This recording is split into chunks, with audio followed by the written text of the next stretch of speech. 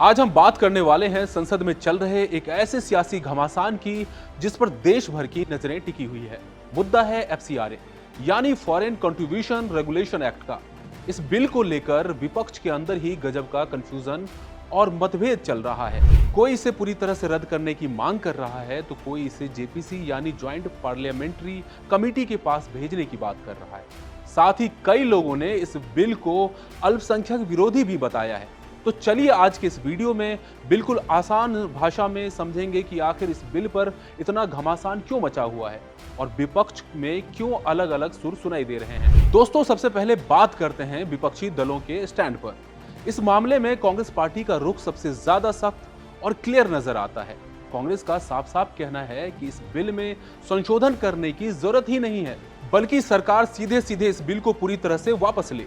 लेकिन मजेदार बात यह है कि बाकी विपक्षी पार्टियां कांग्रेस की इस मांग से पूरी तरह इत्तेफाक नहीं रखती है। टीएमसी, डीएमके और बीजेडी की तरफ से ये मांग सामने आई है कि इस बिल को सीधे वापस लेने के बजाय ज्वाइंट पार्लियामेंट्री कमेटी यानी जेपीसी के पास भेजा जाना चाहिए, ताकि इस पर अच्छे से चर्चा और जांच हो सके। यहां तक कि एनसीपी शरद पवार गुट की नेता सुप्रिया सुले ने भी केंद्र सरकार से ये मांग की है कि या तो इस बिल को वापस लिया जाए या फिर जेपीसी के पास भेजा जाए।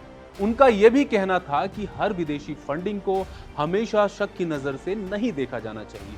यानी कुल मिलाकर देखा जाए तो विपक्ष का कुनबा इस मुद्दे पर पूरी तरह से बटा हुआ नजर आ रहा है। साथ ही इसको लेकर शिवसेना उद्धव ठाकरे गुट की तरफ से कहा गया है कि ये बिल अगर सही है तो वो इसका समर्थन करेंगे, पर सरकार पहले इसका पूरा ड्राफ्ट दिखाए। अब जरा ये जानते हैं कि ये बिल है क्या और कब आया था। देखिए, ये एफसीआरए अमेंडमेंट बिल इसी साल यानी 25 मार्च 2026 को लोकसभा में पेश किया गया था।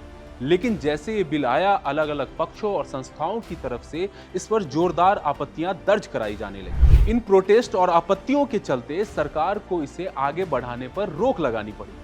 इस बिल में असल में प्रस्ताव है क्या? तो भाई, इस पर नए प्रपोजल के मुताबिक अगर किसी संस्था का एफसीआरए रजिस्ट्रेशन खत्म या रद्द हो जाता है तो उससे जुड़े जो असेट्स हैं उनके मैनेजमेंट और उनकी निगरानी के लिए नई और सख्त व्यवस्था बनाई जाएगी। इसी बात को लेकर एनजीओ और कई संगठन अपनी चिंता जाहिर कर रहे हैं। अब सवाल यह उठता है कि सरकार इस पर क्या कर रही है। देखिए, सरकार भी चुप नहीं बैठी है। सरकार की तरफ से लगातार विपक्षी दलों से बातचीत करने की कोशिश की जा रही है ताकि जेपीसी के रास्ते पर एक आम सहमति बनाई जा सके। हाल ही में हुई बिजनेस एडवाइजरी कमेटी की बैठक में हालांकि एफसीआरए बिल और इसके अलावा प्रस्तावित परिसीमन बिल एजेंडे में शामिल नहीं थे, लेकिन सरकार के सामने अब सबसे बड़ा ऑप्शन यही है कि वो विपक्ष को मनाए और इस बिल को जेपीसी के हवाले कर दे। लेकिन जैसा कि मैंने आपको बताया, दिक्कत ये है कि खुद विपक्षी पार्टियां ही एक पेज पर नहीं दिख रही हैं। कोई कहता है कि बिल वापस लो, कोई कहता है कि जेपीसी को भेजो। ऐसे में आगे की तस्वीर अभी पूरी तरह से साफ नहीं हो पाई है कि संसद का ये ऊंट किस करवट बैठेगा। एफसीआरए को लेकर राजनीतिक और अंतर्राष्ट्रीय स्तर पर भी बहस छिड़ी हुई है, लेकिन केंद्र सरकार और इसके समर्थकों ने इसे ईसाई विरोधी या किसी धर्म विशेष के खिलाफ बताने वाले आरोपों को पूरी तरह से खारिज किया है। वहीं कांग्रेस नेता उदित राज ने आरोप लगाए हैं कि यह बिल ईसाई और मुस्लिम विरोधी है। सरकार का कहना है कि ये कानून पूरी तरह से धर्मनिरपेक्ष है और इसका उद्देश्य केवल विदेशी फंड में पारदर्शिता को लाना, साथ ही उसके दुरुपयोग को रोकना है। तो दोस्तों, आप इस मुद्दे पर क्या सोचते हैं? कमेंट करके हमें जरूर बताएं। बने रहिए इंडिया.com के साथ। शुक्रिया।